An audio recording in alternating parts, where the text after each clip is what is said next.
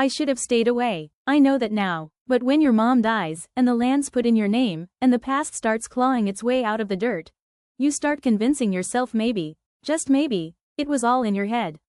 It wasn't. The last time I saw Harvest Hollow, I was 17. Now I was 31, driving a borrowed SUV down the same cracked roads I used to sneak out on. The corn was already tall, dry, and too still for late summer. There was no breeze, no birds, not even cicadas, just heat pressing against the windows, and the sound of tires crunching over gravel like teeth grinding. I wasn't planning on staying long. Just clear the house, sign the papers, and leave. Maybe sell the place to someone stupid enough to love the idea of rustic living. But I never made it that far. The farmhouse looked smaller than I remembered. The porch sagged. The windows were clouded with grime. But the door still creaked the same way when I opened it. Like the house was exhaling, finally. It smelled like rotten dust and wood soaked too long in silence. I don't know what I expected. Closure, maybe. Some neat emotional bow where I cry over mom's old sweaters and feel like a good son again. Instead, I walked through every room like a stranger. My footsteps didn't echo. They vanished. Then I looked out the back window, and saw it. Standing tall in the backfield. Right where we left it. The scarecrow. It shouldn't have been there. We tore it down after Halloween, I swear we did. But there it was. Same crooked hat. Same flannel shirt. Same lopsided arms. Like it had been waiting for me this whole time. Whisper, it was wrong. Not just because of how it looked, but how it didn't move. No sway. No fluttering cloth. Just absolute stillness. Like a photograph burned into reality. I told myself it was nothing. That someone must have put it back up. That rural towns always have weird scarecrows. But that night, lying on the old couch, I couldn't sleep. I kept imagining it, standing there, facing the house, watching me. Rye chuckle. Kyle was the first person I called. We hadn't talked in years, but I needed to hear someone else say it was crazy. He picked up on the second ring. Still had that gravel voice like he'd swallowed a pack of cigarettes. You're back, he said. Not, hey, not, how've you been? Just that. Yeah, I told him. Mom passed. I'm here to settle things. He was quiet for a second. Then, you seen it yet? My blood went cold. I didn't have to ask what he meant. The scarecrow? I said. Another long silence. We burned it, he muttered. After Marcus. After Luke vanished. You were gone by then. So why is it back? I asked. He hung up. That night, I had a dream. No, not a dream. A memory, twisted. It was Halloween, 2011. Me, Kyle, Marcus, and my little brother Luke. We were in the field, laughing, daring each other to steal something from Old Man Harrow's barn. Luke was shaking. He didn't want to, but we pressured him, like kids do when they don't realize how heavy guilt is. He went in, brought back a scrap of Harrow's coat. We stuffed it onto the scarecrow and gave it a stupid voice. Called it, Harrow Jr. Then someone lit a match. Just for fun. And the flames caught. And Luke screamed. I woke up drenched in sweat. My chest hurt. My hands were shaking. I made coffee, trying to feel normal, and looked out the window again. The scarecrow had moved. Not far, maybe 3 feet closer to the house. But the post had drag marks behind it. Like it had walked through the earth itself. I went outside. Got up close. Its eyes weren't buttons anymore. They were small holes. Deep. Dark. Like something might be looking out from inside. I almost didn't see the note nailed to its chest. It wasn't there the day before. Just a torn scrap of paper, yellowed and stained. In shaky handwriting, it said, I remember what you did. Beat. I dropped the coffee cup. It shattered in the dirt. My heart was pounding like I'd run a mile. And for the first time since coming home, I wanted to run again. I tried to leave that afternoon. Packed a bag. Slammed the trunk shut. But the car wouldn't start. Not a click. Not a sound. The battery wasn't dead, it was gone. Like it had been yanked clean out. That's when I noticed something stuck under the windshield wiper. Another note. This one said, one must stand. I haven't left the house since. Something's happening. Something I can't explain. I think the scarecrow's getting closer. Every night, inch by inch. Like it's waiting for me to do something. Or, maybe become something. I don't know what it wants. But I think I know why it's here. We did something terrible that night. And now, the field wants it back. You ever have a memory that smells like blood? Not because something violent happened, not yet anyway. But because something in your body remembers before your mind does. The copper on your tongue. The pulse in your ears. That primal sense of wrong that starts long before the screaming. 2011 smelled like blood to me. My brother was 13 that year. Small, quiet, liked drawing birds and reading books way older than him. He wore this oversized hoodie everywhere, even in August. Always walking 3 steps behind us, like he didn't want to bother anyone. He had this habit of rubbing his thumb over his knuckles when he was scared. I used to tease him for it. But lately, he'd been doing it more. A lot more. "You okay?" I asked him one morning before school. He didn't answer right away. Just stared out the window at the corn. "He's back," he said. "Who?" Luke looked at me, wide-eyed. "Harrow, Kyle, Marcus, and I were the kings of after-school boredom. We smoked clove cigarettes behind the gas station, carved curse words into the bleachers, dared each other to walk down Hollow Road at night like idiots chasing adrenaline. We were normal, or we thought we were. The truth is, we were cruel. Not out of hate, just because we could be. Because the world hadn't made us pay for it yet." Marcus was the worst. Big, loud, and fast with a joke. He had this hollow laugh, like he was always mocking someone, especially Luke. He used to call him scarecrow bait. Said he was soft, born for the fields, meant to hang somewhere with a burlap sack over his head. I laughed too. I wish I hadn't. God, I wish I hadn't. Old Man Harrow lived at the edge of town, just past the curve where Hollow Road cuts through the woods. We never saw him during the day, but we'd hear things. Chains dragging, bells jingling, sometimes whispering didn't match the wind. The stories were always different. Some said he was a warlock. Others swore he'd been buried alive and clawed his way back out. They said if you looked at his scarecrow too long, you'd see your own death in its eyes. Kids made up songs about him. Stuff like, "Harrow's watching from the corn, if you laugh, you won't see the morning." We didn't believe any of it. But we wanted to believe it. That kind of fear is like sugar when you're a teenager. So we decided to test it. October 30th, 2011, the night before Halloween, we stood outside Harrow's rotting barn with nothing but a flashlight and a bag of fireworks. I was the one holding both. "First one to grab something from inside gets $20, Kyle said. Marcus elbowed Luke. "How about you, scarecrow bait? Time to man up." Luke just stood there, rubbing his thumb over his knuckles. "Don't be a wuss," I said. "In and out. We'll be right here." He looked at me, not at them, just me, and nodded. He stepped inside the barn. The wood groaned like it was remembering something. We waited. 1 minute, 2, 5. Then he came running out, pale, shaking, with a piece of dark fabric clutched in his hand. Marcus snatched it. "Dude, it's from Harrow's coat." I remember laughing, tossing it over the scarecrow in Harrow's yard, dressing it up like it was part of our joke. "Harrow Jr., Kyle shouted. "Now it's a party." We lit a bottle rocket, shoved it into the dirt next to the post, and ran. The field caught fire faster than we expected. Luke screamed, but not from the heat. From something else. It only burned for a few minutes before the rain put it out. But it was enough. The scarecrow was gone. The barn was black and smoking. We told everyone it was an accident. No one pressed too hard. Luke didn't talk to us for days. When he finally did, it was to give me something. A notebook, covered in drawings of crows, fields, sigils. Stuff that looked ancient. "What is this?" I asked him. "He's not gone," Luke said. "You let him in. You fed him." I laughed. I was so stupid. "It's just a story, Luke." "Then why are the crows coming back?" November 3rd Road. Luke never came home. They found his bike at the edge of Hollow Road. No sign of struggle. No footprints. No blood. Nothing. Just one thing. The scarecrow post. Still standing. With a small, child-sized hoodie caught on a nail. I left town 3 days later. I couldn't look our parents in the eye. Couldn't face the fields. I told myself I'd come back someday and make it right. But I didn't. Not until the land made me. Now, every step I take feels like it's pulling me back to that night. And I keep wondering, if Luke never really left, where is he now? And if that scarecrow isn't Harrow, then who, or what, did we actually set on fire that night? I found it in the attic. Covered in a sheet, tucked behind a rusted trunk like someone wanted it forgotten. Luke's old backpack, still zipped shut, still stained with soot. I shouldn't have opened it. But once I saw what was inside, I couldn't stop. The notebook was wrapped in twine. Tighter than it needed to be. Like even Luke was afraid of what was inside.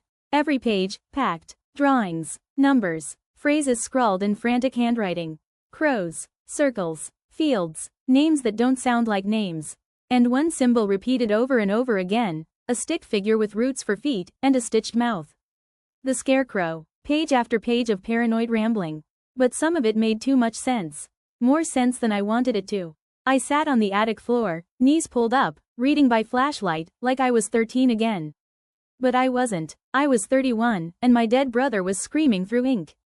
It's weird, hearing someone through their handwriting. You can tell when they were calm, and when something was chasing their pen. The first entries were methodical. Curious. Luke thought he was documenting a myth. October 5, 2011. The scarecrow isn't just a symbol. It's a vessel. A prison. Harrow didn't build it, he just bound it. October 8. When the crows land in a circle, it's watching. When they face away, it's sleeping. October 13. It needs 3 to return. Fire, fear, flesh. By October 20th, the words got harder to read. Like he was rushing, or trembling. He started drawing the same thing over and over, a burning barn. A figure standing inside, arms out. A boy outside, watching. Me. He drew me over and over again. Sometimes smiling, sometimes running, sometimes hanging next to the scarecrow on a wooden post. It wasn't just in the notebook. That symbol, roots for feet, stitched mouth, started showing up everywhere. On the back of his math homework. Carved into the bottom of his dresser drawer. Scratched into the inside of his closet door. And under one page, hidden in the crease, was a line written in red marker. It doesn't want to kill. It wants to become. I didn't even know Luke had an old handheld recorder. I found it in the backpack, tucked under a bag of dried sunflower seeds. The batteries were corroded, but when I swapped them out, it still worked. There were 4 recordings. I only had the stomach to listen to 3. Luke's voice, high, anxious, I think it knows I see it. The scarecrow moved again. Mom says it's just wind. But I heard it dragging its foot. Like bone on gravel, like something broken. It waits until everyone's asleep. Then it moves. Toward my window. I tried the protection circle from the book. Salt, nails, blood. It laughed at me. Not loud, not out loud. But I felt it. In my spine. Like when your teacher reads your name and you know you're in trouble. It's not just Harrow. He was just the last fool to try to control it. They don't believe me. Not even him. My own brother. But I saw what it wants. I saw it in the fire. It needs a face. It needs a name. It needs one more, me, or him. I'll go to the barn. I'll end it. I won't let it choose. I sat there for a long time after that. Recorder in one hand, notebook in the other, shaking, cold, even though the attic was boiling. I had always told myself Luke just ran away. Or got lost. That maybe the guilt was eating me, but the world was rational. But now I saw it, clear as daylight. He knew. He saw something we didn't. And whatever it was, it wanted him. But more than that, it was trying to become something new. Something with a name. Mine. I went outside. Back to the field. To the scarecrow. It was closer again. Maybe 20 feet from the back porch now. And the ground beneath it? Disturbed. Dug up. Like something was trying to claw its way out. I walked up to it. Stared into those hollow eye holes. And for the first time, I heard it. Not a sound, but a thought. Slipping under my skin like a worm. I dug a hole next to the scarecrow. Not sure why. Not yet. Just. Some instinct. Some quiet commands. And I found something. A strip of flannel. Burnt. Charred black at the ends. But the same kind Luke wore the night of the fire. I pulled it out with shaking hands. And underneath? Bones. Small. Delicate. Humans. I fell to my knees. I couldn't breathe. I wanted to scream, to run, to dig until I found every piece of him. But the scarecrow just watched. Standing over me, casting no shadow. And suddenly, I knew the truth. Luke didn't just disappear. He was taken. And we gave it to him. The prank. The fire. The fear. 3 offerings. And now it wants one more. After I found the bones, I didn't sleep. I couldn't. Every time I closed my eyes, I saw Luke's hands reaching up through dirt that wasn't dirt, through a field that pulsed like a heartbeat. And the scarecrow, just watching. Like it had already forgiven me. Or maybe it didn't need to. Maybe it just needed me to finish what we started. I started digging through the town archive. Microfilm, newspaper clippings, dusty boxes nobody had opened since dial-up internet was a thing. Most of it was worthless. But one name kept coming up, not Harrow. Someone older, stranger, Willa Mae Crane. The first reported, Watcher of the Hollow, dated back to 1914. She lived out past Old Briar Road. Ran an herbalist shop. People said she talked to birds, spoke Latin backwards, and never blinked. The usual small-town witch gossip. But one thing stood out. She was the last person to publicly confront Harrow, before he vanished in 1976. And according to one faded article, she was still alive. I found her in a rotting house choked by ivy, half swallowed by the woods. Porch collapsing. Wind chimes made of bone. No doorbell, just a crow skull nailed to the frame. She answered before I knocked. "You're Luke's brother," she said. Not asked. Said. "You've seen it." Her eyes were pale, cataracted, but sharp. Like moonlight on glass. She didn't invite me in. Just turned and walked back inside, expecting me to follow. Willa's voice, dry, brittle like leaves. "The hollow's never been empty." "Not really. It's a root place. A sink. The way a wound sinks when it rots." Harrow wasn't a summoner. He was a plug. His bloodline was chosen to hold the seal, to become the Scarecrow when his time was up. I stared at her. "Are you saying he became that thing?" She shook her head. "I'm saying he failed. And when someone fails the hollow gets hungry again. It doesn't kill for sport. It trades. Safety for sacrifice. Balance for blood." Willa told me about the pact. Made in 1883 after the last plague of crows destroyed half the crops and 3 entire families vanished in one night. The townspeople made a deal. Mark the land, feed it what it asked for, and it would leave them alone. The Scarecrow was never decorated. It was a seal, a warning. Every generation had a watcher, she said. One who kept the pattern. One who knew the signs. And in 2011, that watcher should have been Luke. It hit me like a sledgehammer. The notebook, the symbols, the way Luke changed that fall. He wasn't obsessed, he was initiated. Quietly, alone, and we mocked him for it. Willa opened a wooden drawer. Pulled out an old Polaroid.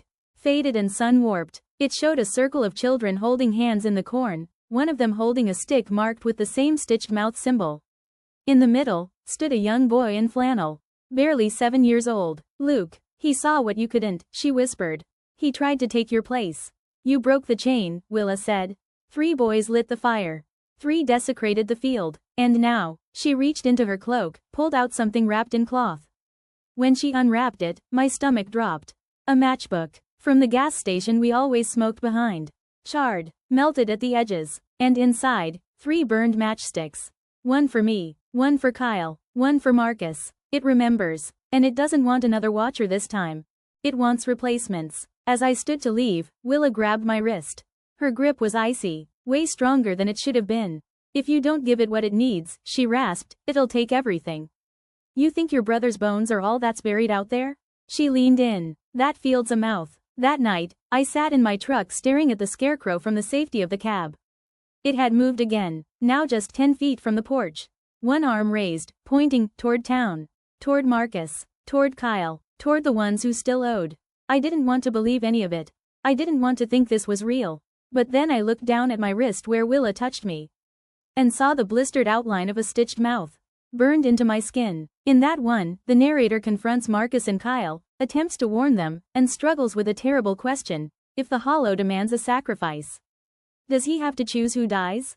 Things turn brutal fast, and the hollow begins to collect. The Scarecrow's feet were inside the garden now. That's how close it was.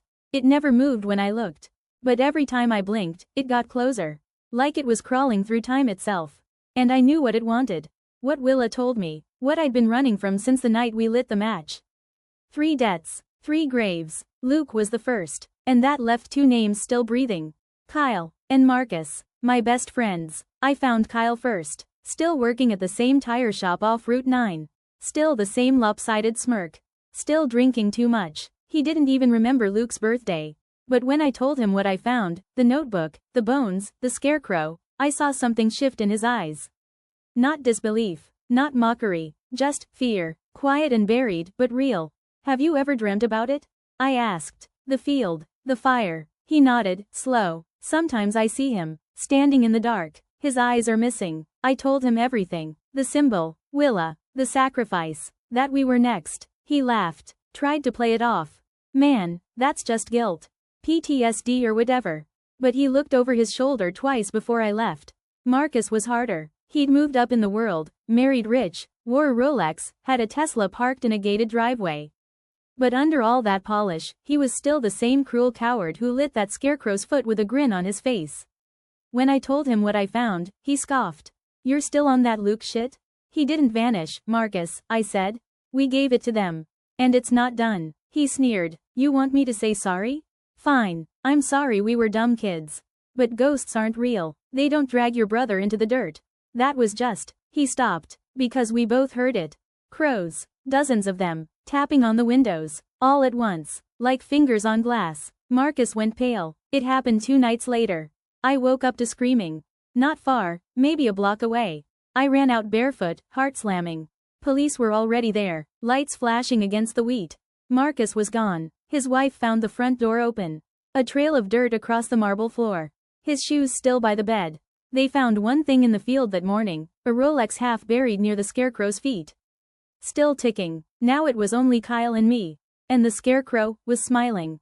I lost it. I drove out to the field, headlights cutting through fog, screamed into the empty wind like a lunatic. Take me, not him. Just end it. You want blood? Take mine. But the Scarecrow didn't move. Didn't flinch. It just raised one arm again, pointing behind me. Back toward town. Toward Kyle. And beneath its shadow, the dirt churned. Kyle came to me that night. Drunk, panicked, pale as a ghost. It's real, he whispered. I saw him, Luke, standing in my hallway. I thought he was gonna say something. But his mouth was stitched shut. He broke down, sat on my porch with his head in his hands. I didn't mean to kill him, man. We were just being stupid. Kids. I nodded. I know. We sat in silence for a long time. Then he asked the question I'd been dreading. Can we stop it? I looked out at the field. The crows. The figure. The way it waited like a noose. Maybe, but I don't think it wants to stop. I think it wants us to finish the story. What does that mean? I swallowed hard. It means one of us has to die. I had a thought. A desperate, stupid, awful thought. What if we chose someone? What if we controlled the sacrifice, fed the hollow something rotten enough to satisfy it? Kyle flinched. You mean, kill someone? No, I said instantly. But maybe there's a way to redirect it, like Willa did. She used Harrow, bound him. Maybe we bind someone else. He stared at me. Who? I said nothing, but a name flickered in my mind. Willa.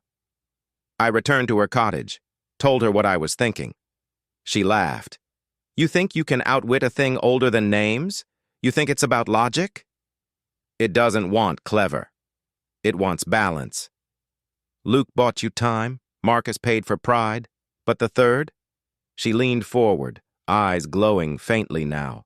The third must go willingly, or the hollow eats everything.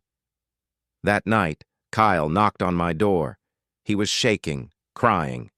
He held out Luke's notebook. The last page had been filled in. Fresh ink, not his handwriting. Just a line. It ends with fire. I know what to do, he said. I'll take it. I grabbed his arm. You don't have to. But he smiled. Broken, brave, resigned. Yes, I do. I helped light it once. Now I'll light it again. He walked into the field alone. I followed at a distance, too far to stop him. He carried a can of gasoline, a lighter, and Luke's flannel shirt. He laid the shirt at the Scarecrow's feet, drenched it, lit the match. As the flames rose, the crows screamed, and the Scarecrow, for the first time, moved. It turned toward Kyle, slowly, bowed its head, and walked into the fire with him. They burned together, a silhouette and its echo, after Kyle burned. The hollow went still. No more Scarecrow, no more crows, just an empty field and the soft sound of wind, like a breath being held. People said it was a wildfire, a freak accident. They buried him next to Luke, even though there wasn't much to bury. I stood there the whole service thinking, it's over, it has to be over. Right? But I couldn't stop scratching my arm. It started small. A rash, maybe. Raised skin near my elbow. I figured it was poison ivy, but it spread fast. Over a day, then 2, black lines like spider veins. And under them, something moved. I went to a doctor. They ran tests. Nothing came back. No infection. No fungus. Stress reaction, they said. Psychosomatic, they said.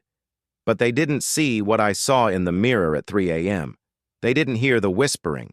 It started with my name, softer than breath but familiar. Luke's voice. It's not done.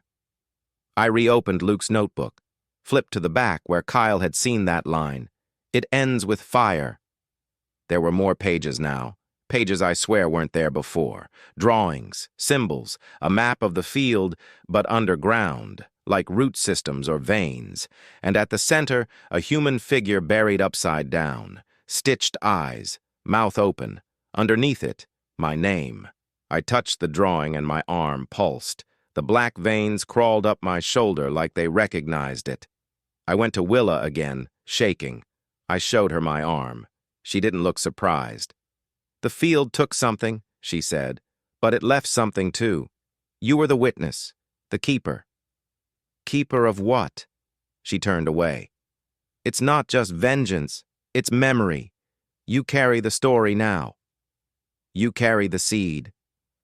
I begged her to remove it, exorcise it, burn it out. She just stared at me and said, "Would you dig out your heart to silence a song?" The whispers became conversations. Luke's voice filled my head at night. I asked him questions. Sometimes he answered. Sometimes he cried. He told me things he never said in life, that he knew the scarecrow would come, that he accepted it. He said, "The hollow needs a mouth, not just a sacrifice." "You mean a speaker?" I asked. He was silent for a long time. Then, "No, it needs a storyteller." I started dreaming about the scarecrow again, but differently. I wasn't outside the field. I was underground, buried, roots tangled around my ribs like fingers, my eyes sewn shut, my mouth full of dirt. And in the dark, something stood tall, a man made of bark and bone, his chest split like a coffin, crows nested in his skull. He leaned down and whispered, "You will keep the hollow warm." And I smiled. In the dream, I smiled, like I belonged there. When I woke up, I saw it clearly. The rash wasn't just random. It had formed the stitched mouth symbol, big, across my chest, like a brand. And for the first time, I wasn't scared. I felt ready, like this was always going to happen, like Luke had never been the end, just the beginning. The hollow didn't want death anymore. It wanted preservation, not silence, a legacy. Through me. The next day, I saw something that chilled me deeper than any nightmare. The field, the one they said had burned, was growing again. Faster than it should. Corn already shoulder high. No one had planted a thing. And in the center, a new scarecrow. Taller, wrapped in black flannel. Its head was made of burlap, but under it, I swore I saw a reflection, a face, mine. And behind me, children stood at the edge of the road, just watching, not moving, like they heard the whisper too. The hollow had passed through me and into them. Willa died that night. Heart stopped in her sleep. She left me one thing, a note scrawled in her twisted handwriting. "The roots are awake. The mouth is open. You are the last line. And now I sit here in the field. The wind is warm. The crows are silent. And I can feel it. Inside me. Something old. Something sacred. Not evil. Not exactly. Just hungry for remembrance. And maybe that's what I am now. The one who remembers. The one who tells. The one who warns. You might think it's just a story, but if you ever feel an itch beneath your skin, you'll know it's not. The ending will deliver an emotional climax with bittersweet justice, full-circle tragedy, or a twist that redefines everything. This is not just about revenge anymore. This is about inheritance, about what we pass on, even when we don't mean to.